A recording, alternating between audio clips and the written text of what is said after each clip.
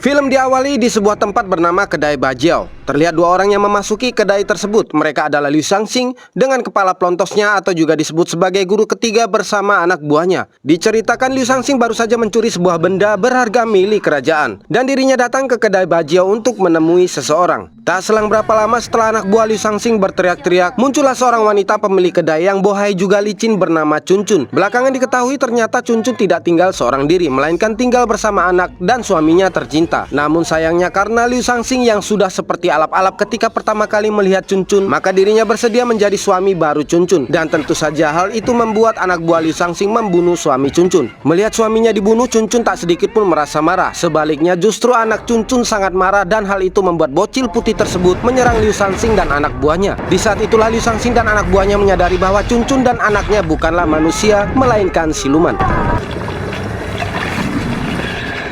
Setelah anak buah Liu Shansing tewas, datang siluman lain yang dimana siluman tersebut baru saja menjadi endorse untuk bedak tabur terbaru, sehingga sekujur tubuhnya berwarna putih, yang dimana siluman bedak tabur datang dengan membawa sebuah wadah. Dan wadah tersebut terdapat pimpinan para siluman bernama Bifang yang masih berbentuk simbiot. Bifang lantas keluar dari wadahnya dan memasuki tubuh Liu Shansing. Setelah memasuki tubuh Liu Shansing, Bifang dan kerabat silumannya membicarakan orang tua dari sekte embun yang memiliki jia dan berniat memburunya. Dan jia itu sendiri adalah semacam kekuatan besar yang hanya terdapat di film ini sob. Scene kemudian beralih ke kota Luocha. Di situ terdapat seorang wanita muda bernama Flea yang sedang dikerjai oleh pemuda bernama Jiaming. Terlihat dari tampangnya Jiaming memang merupakan seseorang yang mengkampretkan. Namun sebelum Jiaming bertindak lebih jauh, datang seorang pemuda lain bernama Sotong untuk menyelamatkan Flea.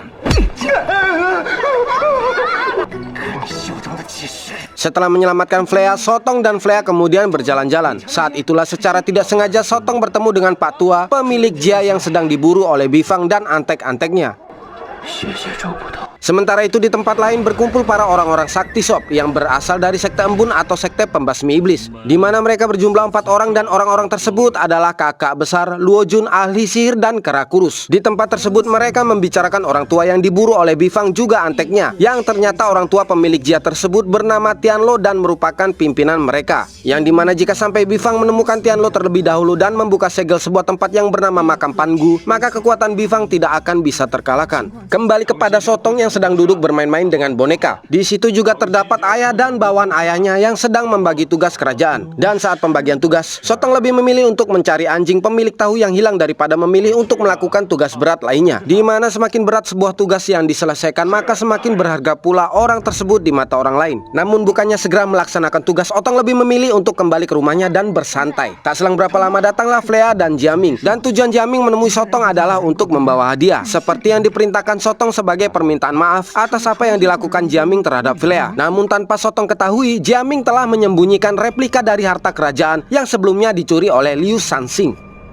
Di saat Sotong memandangi pemberian Jiaming, ayah Sotong datang dan memarahinya karena dengan sikapnya Sotong telah mempermalukan ayahnya. Namun dengan santai Sotong pun berdalih, kenapa mesti malu? Toh selama ini Sotong cuma dikasih tugas-tugas ringan sama bapak. Makanya Sotong lebih milih untuk nyari anjing tukang tahu. Ayah Sotong pun kemudian membalas, ya semua kan harus dimulai dari bawah, pelan-pelan lah, jangan sok-sokan. Masa iya lu mau solo lord pakai estes? Gimana sih? Namun karena tidak terima, Sotong malah marah dan berjanji dalam waktu 3 hari akan menemukan dan menangkap Liu Shansing, si pencuri benda berharga milik kerajaan. Keesokan harinya Sotong lantas mendatangi Kedai Bajau. Flea sudah melarangnya untuk masuk ke dalam Kedai Bajau karena tempat tersebut merupakan tempat ilegal dan banyak penjahat yang berada di dalamnya. Namun tanpa menghiraukan peringatan Flea, Sotong tetap masuk ke dalam Kedai Bajau. Sesampai di dalam Kedai Bajau, Sotong bertanya kepada orang-orang di sana. Namun ternyata tidak ada yang mengetahui di mana keberadaan Liu Shansing atau guru 3 berada. Sehingga dengan memberanikan diri, Sotong nyelonong ke tempat tersebut untuk memeriksanya. Bukannya menemukan orang yang dicarinya, Sotong malah dikejutkan oleh pemandangan yang mengerikan sob. Sotong melihat anak Chun Chun yang merupakan siluman sedang memotong-motong mayat. Sotong pun berusaha kabur, namun betapa terkejutnya karena tempat tersebut telah berubah. Sekuat tenaga Sotong kemudian berusaha untuk keluar, akan tetapi belum sempat keluar Sotong diserang oleh makhluk yang tidak lain dan tidak bukan adalah anak Chun Chun atau siluman laba-laba. Beruntungnya Sotong berhasil diselamatkan oleh anggota sekte embun, yaitu Luo Jun dan kakak besar.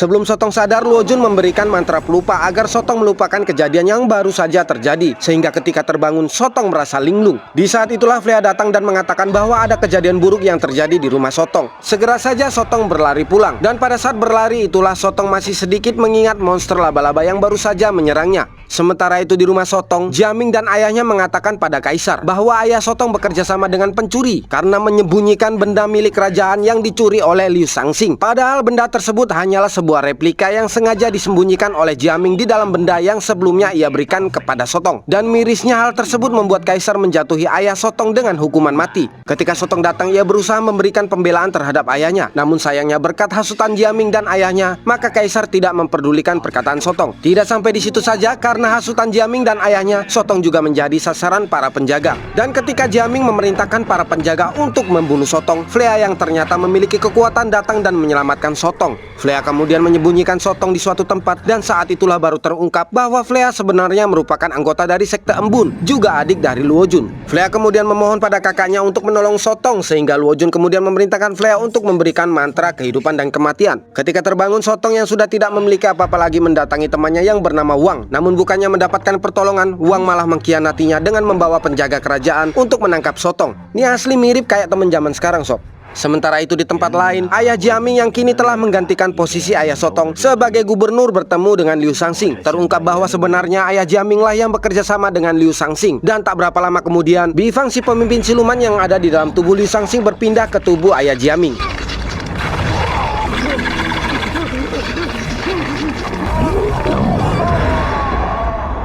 Kembali lagi kepada Sotong dalam pelariannya, Sotong pergi ke suatu tempat di mana tempat tersebut terdapat para gelandangan. Disinilah Sotong kembali bertemu dengan Tianlo, sang pemimpin sekte Embun yang sedang sekarat. Setelah memberikan Tianlo minum dan Sotong mendapatkan beberapa nasihat, Tianlo kemudian merasa dingin dan meminta Sotong untuk membawanya ke dekat perapian. Namun tak berapa lama kemudian tubuh Tianlo pun berubah menjadi batu. Sesaat kemudian Tianlo kembali muncul dengan wujud serba putih selayaknya Paskibra, kemudian memberikan Jia yang dimilikinya kepada Sotong. Seperti yang kita ketahui, Jia adalah sebuah kekuatan yang dapat membuka segel makam Pangu untuk mengeluarkan kekuatan yang maha dahsyat. Dan bukan hanya itu saja, selain dapat membuka segel, Jia juga memberikan kekuatan bagi siapa saja yang memilikinya. Sehingga inilah yang terjadi.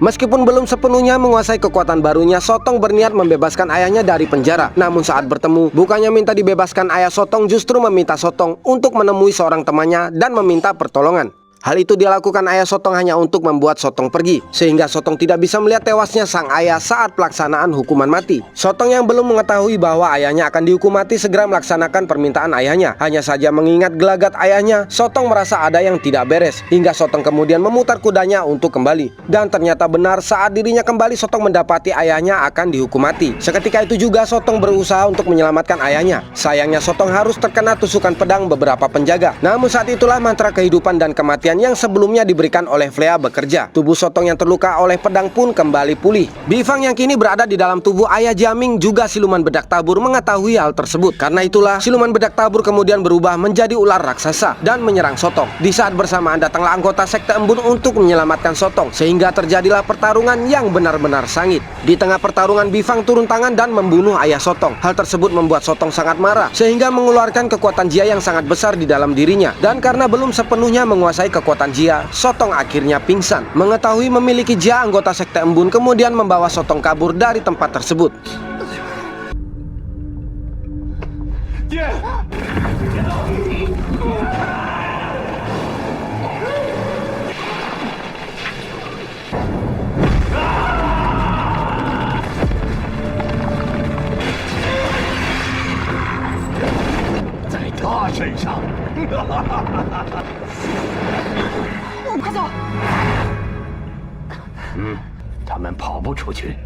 Sesampainya di tempat persembunyian, Luo Jun mengatakan bahwa Sotong memiliki sesuatu yang sangat berharga bagi sekte Embun, yang dimana Luo Jun kemudian memberikan dua pilihan kepada Sotong. Pilihan pertama, Sotong bisa membalas kematian ayahnya saat ini juga tanpa ada yang menghalangi. Sedangkan pilihan yang kedua, anggota sekte Embun akan mengajari Sotong apa yang disebut sihir fantasi Kimendun Jia. Dan setelah menguasainya, Sotong diharuskan menjadi anggota sekte Embun. Kemudian bersama-sama mereka akan membasmi Bifang atau si lumut hidup sesuai dengan aturan sekte.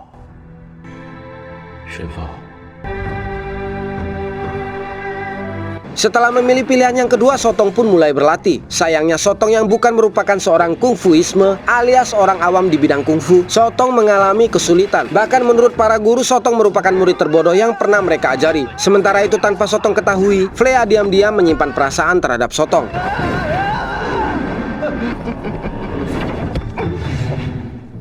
我也们就没这么不开窍的徒弟。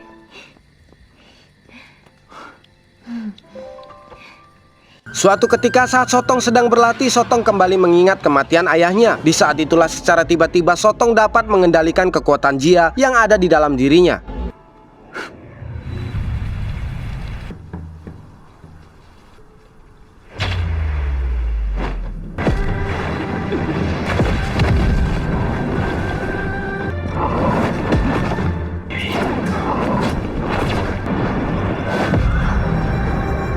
有资格成为雾隐门人，今日我们接你入门。"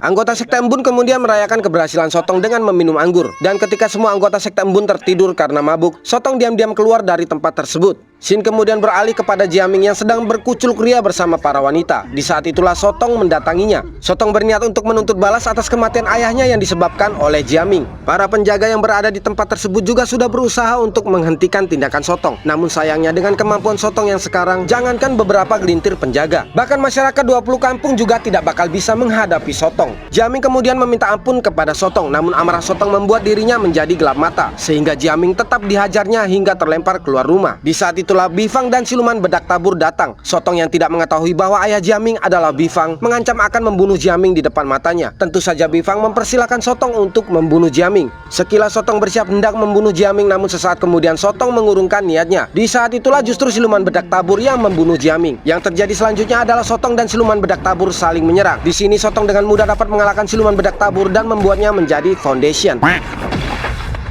Setelah berhasil membunuh siluman bedak tabur, Sotong kemudian berusaha menyerang Bifang. Namun betapa terkejutnya Sotong karena serangan Sotong hanya sebatas menggelitik. Dan pastinya kekuatan Bifang jauh di atas Sotong. Hingga akhirnya Sotong tidak bisa berbuat apa-apa ketika Jia yang ada di dalam diri Sotong dikeluarkan oleh Bifang dari dalam tubuhnya. Setelah Bifang mendapatkan Jia, Bifang lalu menyerap kekuatannya. Sejurus kemudian dengan kekuatan telekinesisnya, Bifang menggerakkan batu di sekitarnya dan menyerang Sotong dengan batu-batu tersebut untuk membunuhnya. Namun belum sempat ribuan batu merajam Sotong, Flea datang dan melindungi Sotong dengan mengorbankan dirinya. Mengetahui terjepit oleh keadaan, bukan yang lain, Sotong kemudian membawa Flea yang sedang terluka dan kabur dari tempat tersebut. Sayangnya saat OTW kabur, Flea harus tewas dengan masih memendam perasaannya terhadap Sotong. Melihat kematian Flea, para anggota Sekte Embun merasakan kesedihan yang begitu dalam. Terlebih lagi Luo Jun yang merupakan kakak kandung dari Flea. Sementara itu Bifang yang telah mendapatkan Jia segera mendatangi dan membuka segel makam Pan Gu untuk mengambil kekuatan besar yang tersimpan di dalamnya. Anggota Sekte Embun yang mengetahui hal tersebut kemudian berniat untuk mencegah Bifang, termasuk Sotong yang ingin menuntut balas kematian ayahnya juga Flea. Namun Luo Jun menghalanginya dengan menamparnya karena gara-gara kecerobohan Sotong, Flea tewas dan Bifang berhasil mendapatkan Jia. Saat itulah Sotong mengatakan bahwa dia mau menjadi murid Sekte Embun hanya untuk membalas dendam atas kematian ayahnya. Oleh karena keegoisan Sotong itulah Bifang berhasil membuka segel makam Pan Gu. Dan jika Bifang berhasil mendapatkan kekuatan besar yang ada di dalamnya, maka jutaan orang akan tewas dan menderita. Luo Jun kemudian memberikan mantra kepada Sotong agar Sotong tidak bisa kemana-mana dan mengintrospeksi dirinya sendiri. Sedangkan Bifang berhasil mendapatkan kekuatan makam Pan Gu dan membunuh banyak orang. Anggota Sekte Embun yang telah sampai segera menyerang Bifang dan berhasil membelah tubuhnya. Namun bukannya tewas, Bifang kini menunjukkan wujud yang sebenarnya. Bifang dan anggota Sekte Embun kemudian kembali bertarung. Dan dengan kekuatannya yang sekarang, tentu saja anggota Sekte Embun kewalahan menghadapi kekuatan Bifang. Namun dengan serangan kombinasi, anggota Sekte Embun berhasil mengurung Bifang di sebuah lonceng besar yang terbuat dari sihir.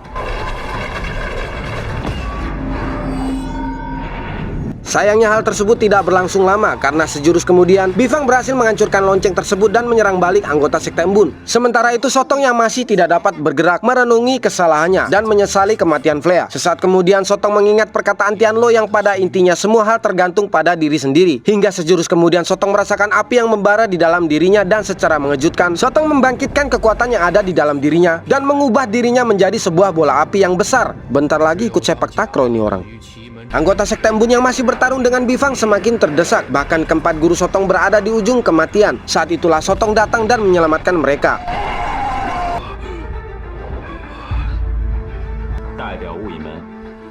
消灭你。 Dengan kekuatan baru yang maha dahsyat dan tentunya dengan baju barunya yang entah dari mana Sotong mendapatkannya, Sotong kemudian melawan Bifang. Dan hasil pertarungannya tentunya kalian tahu siapa pemenangnya.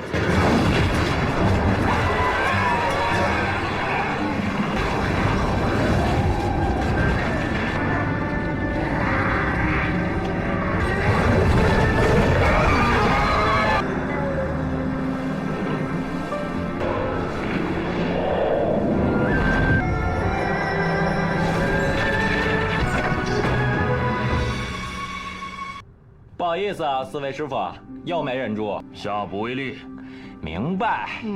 Setelah pertarungan selesai, Sotong kembali menjalani hidup sebagai petugas kerajaan biasa. Dan lagi-lagi Sotong mencari anjing tukang tahu yang hilang. Perasaan dari awal film ini tukang tahu kehilangan anjingnya terus, sob. Udah pikun kayaknya ya. Di akhir film, Luo Jun datang dan meminta pertolongan Sotong yang kini sudah menjadi pemimpin Sekte Embun untuk membasmi siluman. Buyar!